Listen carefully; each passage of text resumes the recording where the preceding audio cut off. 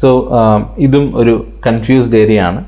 പക്ഷേ it is highly personalised. അതായത് ഞാൻ ഈ പറയാൻ പോകുന്ന ഉത്തരവും വളരെ പേഴ്സണലൈസ്ഡ് ആയിട്ടുള്ള ഉത്തരവാണ്, അല്ലെങ്കിൽ വ്യക്തിപരമാണ് നമ്മളുടെ ഈ ഒരു ഉത്തരവെന്ന് പറയുന്നത്. കാരണം ക്വസ്റ്റ്യൻ എന്ന് പറയുന്നത് എത്ര മണിക്കൂർ പഠിക്കണം എന്നുള്ളതാണ്. അപ്പോൾ ഈ ഒരു എക്സാമിനേഷനെ സംബന്ധിച്ചിടത്തോളം നമുക്ക് പറയാൻ പറ്റില്ല ഇത്ര മണിക്കൂർ പഠിച്ചാൽ മാത്രമേ നിങ്ങൾക്ക് ഇത് ക്ലിയർ ചെയ്യാൻ പറ്റൂ എന്ന് പറയാൻ പറ്റില്ല. അതിന് കാരണമുണ്ട്. നമ്മളുടെ ഓരോരുത്തരുടെയും പഠന നിലവാരം വ്യത്യസ്ത ലെവലിലാണ്. അപ്പോൾ പഠന നിലവാരം എന്നുകൊണ്ട് ഞാൻ ഉദ്ദേശിക്കുന്നത് നിങ്ങളുടെ ഫൗണ്ടേഷൻസ് വ്യത്യസ്തമായിട്ടുള്ള നിലയിലാണുള്ളത്. ഇപ്പോൾ ചിലർ ഗ്രാജുവേഷൻ ചെയ്തിരിക്കുന്നത് ഹിസ്റ്ററിയിലായിരിക്കും, ചിലർ ഗ്രാജുവേഷൻ ചെയ്തിരിക്കുന്നത് എഞ്ചിനീയറിങ്ങിലായിരിക്കും, ചിലർ മെഡിസിനിലായിരിക്കും, ചിലർ പൊളിറ്റിക്കൽ സയൻസിലായിരിക്കും. സോ അപ്പം ഗ്രാജുവേഷൻ എഞ്ചിനീയറിങ്ങിൽ ചെയ്ത ഒരാൾ പൊളിറ്റിക്കൽ സയൻസ് പഠിക്കുമ്പോൾ അദ്ദേഹത്തിൻ്റെ ഫൗണ്ടേഷൻ ചിലപ്പം വളരെ കുറവായിരിക്കും.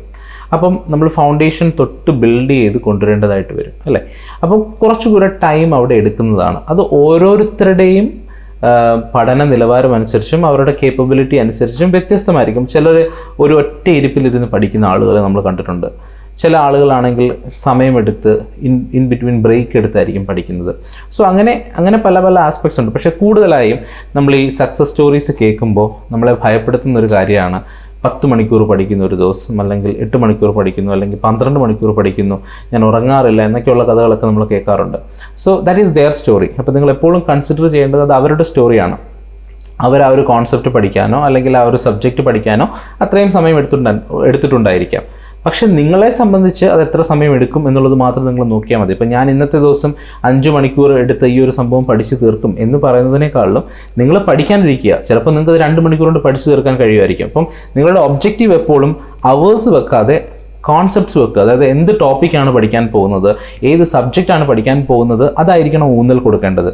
അപ്പം അത് വെച്ചതിന് ശേഷം അത് നിങ്ങൾക്ക് പഠിച്ചു തീർക്കാൻ പറ്റുന്നുണ്ടോ ഒരു ദിവസം, അങ്ങനെ നോക്കി പഠിച്ചാൽ കുറച്ചും കൂടെ നമുക്ക് ബെറ്ററായിട്ട് പെർഫോം ചെയ്യാനായിട്ട് പറ്റും. കാരണം ചിലപ്പോൾ നമ്മൾ 5 മണിക്കൂർ പഠിക്കാനായിട്ട് ഉദ്ദേശിക്കും. ചിലപ്പോൾ 5 മണിക്കൂർ നമുക്ക് പഠിക്കാനിരിക്കാൻ ആവശ്യമില്ലായിരിക്കും, നമുക്ക് അതിൻ്റെ ആവശ്യമില്ലായിരിക്കും. ചിലപ്പോൾ 5 മണിക്കൂർ നമുക്ക് ഇരിക്കാൻ പറ്റിയെന്നും വരില്ല. അപ്പോൾ നമുക്ക് അതിൻ്റേതായിട്ടുള്ള കുറ്റബോധം ഉണ്ടാകും. നമ്മൾ 5 മണിക്കൂർ സെറ്റ് ചെയ്തിട്ട് ഇരിക്കാൻ പറ്റിയില്ലല്ലോ എന്നുള്ള കുറ്റബോധം ഉണ്ടാകും. അതിനേക്കാൾ ഉപരിയായിട്ട് നിങ്ങളൊരു ടോപ്പിക്ക് പഠിക്കാൻ ഉദ്ദേശിച്ചിട്ടുണ്ട്, ആ ടോപ്പിക്ക് നിങ്ങൾ പഠിച്ചു തീർത്തോ എന്നുള്ള കാര്യം മാത്രം നിങ്ങൾ ശ്രദ്ധിച്ചാൽ മതി. അപ്പം നമ്പർ ഓഫ് അവേഴ്സ് ഇമ്പോർട്ടൻ്റ് അല്ല, പക്ഷേ കോണ്ടൻറ്റ് പഠിച്ചു തീർത്തിരിക്കണം എന്നുള്ളതാണ് ഇവിടുത്തെ ഇമ്പോർട്ടൻ്റ്. അപ്പോൾ കോണ്ടൻറ്റിൽ നിങ്ങൾ കൂടുതലായിട്ട് ശ്രദ്ധിക്കുക, ടോപ്പിക്കിൽ നിങ്ങൾ കൂടുതലായിട്ട് ശ്രദ്ധിക്കുക. നമ്പർ ഓഫ് അവേഴ്സ് അത് മാറിക്കോളും, അല്ലേ? നമ്മൾ ചിലപ്പോൾ ഇപ്പോൾ ന്യൂസ് പേപ്പറിൻ്റെ കാര്യം എടുക്കുകയാണെങ്കിൽ ആദ്യമായിട്ടൊക്കെ ഹിന്ദു ന്യൂസ് പേപ്പർ വായിക്കുന്ന ഒരാളെ സംബന്ധിച്ചിടത്തോളം ചിലപ്പോൾ 2.5 മണിക്കൂർ, 3 മണിക്കൂർ, 4 മണിക്കൂറൊക്കെ എടുക്കും. പക്ഷേ പിന്നീട് നമുക്ക് മനസ്സിലാവും, നമുക്കതിൻ്റെ ഒരു നാക്ക് കിട്ടും. അപ്പം നമുക്ക് മനസ്സിലാവും, ഓക്കെ, ഇത് ഏകദേശം ഒരു മണിക്കൂർ കൊണ്ടോ അല്ലെങ്കിൽ ഒരു 3/4 മണിക്കൂർ കൊണ്ടോ ഒക്കെ നമുക്ക് പഠിച്ച് തീർക്കാൻ പറ്റും, അല്ലെങ്കിൽ വായിച്ച് തീർക്കാൻ പറ്റുമെന്ന് നമുക്ക് മനസ്സിലാവും. നമ്മൾ ആ ഒരു ലെവലിലേക്ക് എത്തുകയും ചെയ്യും. So it is based on practice. അപ്പം നമ്മൾ കൃത്യമായിട്ടുള്ള കോൺസ്റ്റൻ്റ് ആയിട്ടുള്ള പ്രാക്ടീസിലൂടെയാണ് നമ്മൾ ഈ ഒരു എന്താ പറയുക, ഒരു കേപ്പബിലിറ്റി അല്ലെങ്കിൽ ഈ ഒരു എബിലിറ്റി നമ്മൾ ഗെയിൻ ചെയ്തെടുക്കുന്നത്.